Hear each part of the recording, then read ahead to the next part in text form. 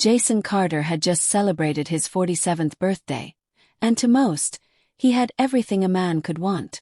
He had a stable job as a real estate broker in Atlanta, a comfortable home, and a circle of loyal friends. But despite his outer success, Jason often found himself wondering what had changed. A decade ago, women would flirt with him in elevators, smile back across bars, and even younger women seemed naturally drawn to him. Now things felt different. His confidence had taken a hit after a difficult divorce 2 years earlier, and the dating scene didn't welcome him with open arms anymore. At least not the way it used to. One day, while scrolling through social media, he came across a short clip from a podcast titled Magnetic Energy: How to Attract Anyone Without Chasing.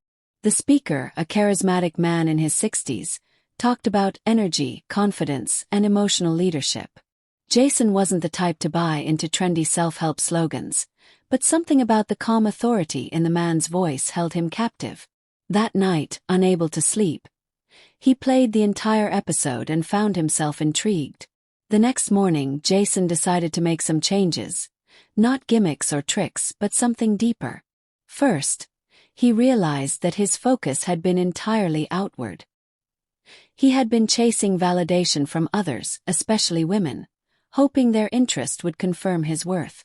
But that magnetic podcast host had spoken about turning inward, about becoming a man who didn't need validation, but radiated purpose, confidence, and emotional control. Jason decided to try a personal experiment. He would stop chasing and instead focus on becoming someone worth chasing. He started with himself. He changed his morning routine from aimless scrolling and emails to something intentional. He'd wake at 6 a.m., go for a walk, hit the gym, then meditate for 10 minutes. He also began journaling. Not every day, but enough to start seeing patterns in his thoughts and behaviors. His friend Marcus, a confident 50-year-old with a successful dating life, once told him, "The secret isn't in the lines on your face. It's in the energy you bring into a room." Over the next few weeks, Jason noticed subtle changes. He stood taller, dressed better, not to impress, but because he wanted to honor himself. He updated his wardrobe with timeless classics, fitted jackets, well-made shoes, and solid cologne that left a signature trail. He also got a new haircut from a stylist recommended by his colleague Natalie, who commented that it made him look 10 years younger. The real shift, however, came from within. Jason began to carry himself like a man who didn't need anything from anyone. He wasn't arrogant, but grounded. He started going out more, not to pursue women but to enjoy life. He took cooking classes, joined a book club, and even started volunteering once a week at a local shelter. He made conversations because he enjoyed connecting, not because he hoped for a phone number at the end. Then came the moment that changed everything. One Saturday evening, at a rooftop charity mixer in downtown Atlanta, Jason was standing by the balcony with a glass of whiskey in hand, looking out over the city skyline. That's when Olivia approached him. She was 29, worked in digital marketing, and had an air of confidence that matched his. She asked what he was thinking about, and he simply replied, "I was just taking a moment to appreciate how far I've come." The way he said it, with sincerity, not boastfulness, caught her off guard. They talked for over an hour.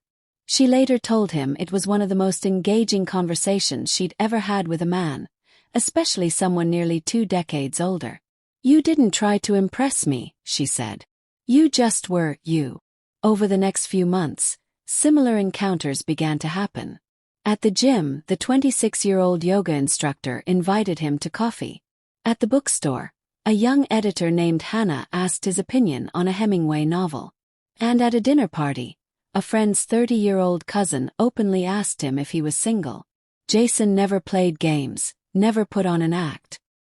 He simply showed up as someone who had cultivated his identity, and women, especially younger ones, were drawn to that.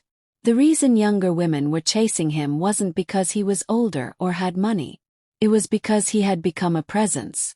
While many guys were trying to figure out the latest line to say or trend to follow, Jason had figured out something more profound: emotional groundedness. He wasn't reactive, didn't fumble when a woman flirted, and never tried too hard.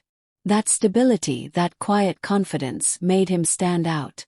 But Jason didn't let it get to his head. He stayed focused on self-growth. He began mentoring young professionals in real estate and even got invited to speak at a leadership event. There, he shared a story about overcoming heartbreak, rediscovering purpose, and attracting real relationships by first becoming the best version of yourself. One of the biggest moments came when Olivia, yes, the woman from the rooftop event, invited him on a weekend trip to New York.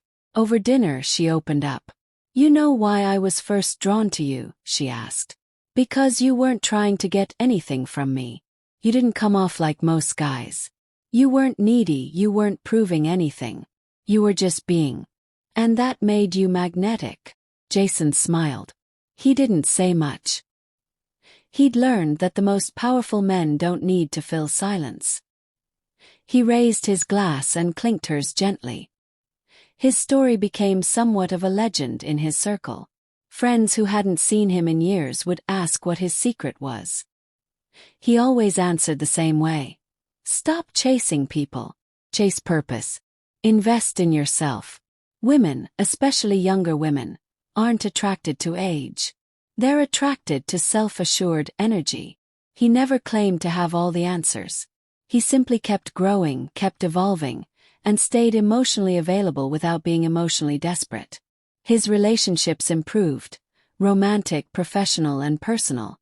He didn't need to play games, he didn't need tricks.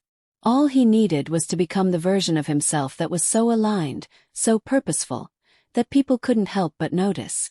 And in the end, that's exactly what happened.